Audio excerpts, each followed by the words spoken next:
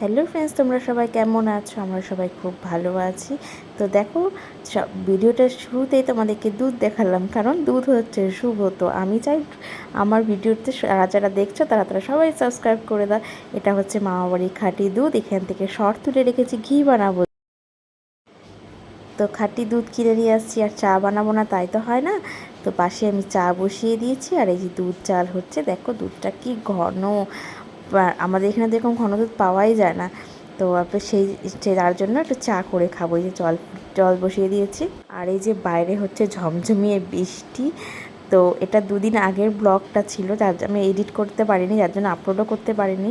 দেখো বাইরে পুরো ঝমঝমে বৃষ্টি পড়েছে, আর ঘরে হচ্ছে চা তো হবেই বলো। আর দুধ চা কেমন জমে যায় বলো। তোমরা তো কারা কারা পছন্দ করো বলো, আমি কমেন্ট করে জানিও প্লিজ। তো দেখতেই পাচ্ছ বন্ধুরা, এখন আমি চা বসিয়ে দিয়েছি, এদিকে দুধ জাল হচ্ছে। এটা হচ্ছে মামার বাড়ির থেকে দুধ নিয়ে এসেছিলাম, যেটা খাঁটি গরুর দুধ, সেটা দিয়ে যা চা করছি। তো এই যে দুধ, আর এটি তোমাদেরকে দেখিয়ে দিলাম, এই যে শর্টটা উঠিয়ে রেখেছি। তো পুরো খাঁটি শর্ট।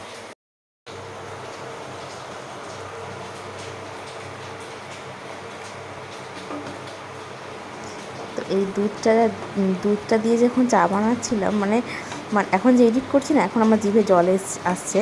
তো আমাদের একজন গ্রুপে আছে রূপাদি, তাকেও বলেছিলাম। তো তার তো মানে ফেভারিট চাটা হতে চলেছে। মানে ও আর কি খুব ভালোবাসে চা খেতে। তো দুধ মানে চাটা যা হয়েছিল না, জাস্ট অসাম হয়েছিল চাটা, মানে খুবই সুন্দর হয়েছে। তার একদিন শুধু দুধ দিয়ে চা বানাবো, এটা যেহেতু ফার্স্ট টাইম করছি আর কি, খাঁটি গরুর দুধ। দেখো ফ্রেশ, চায়ের কালারটা দেখছো কি সুন্দর এসছে, দারুণ লাগছে। উফ, দারুণ দারুণ।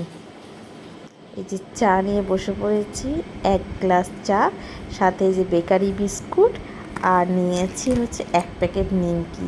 তোমরা কারা কারা চায়ের সাথে নিমকি খেতে ভালোবাসো আমাকে কমেন্ট করে জানিও তো।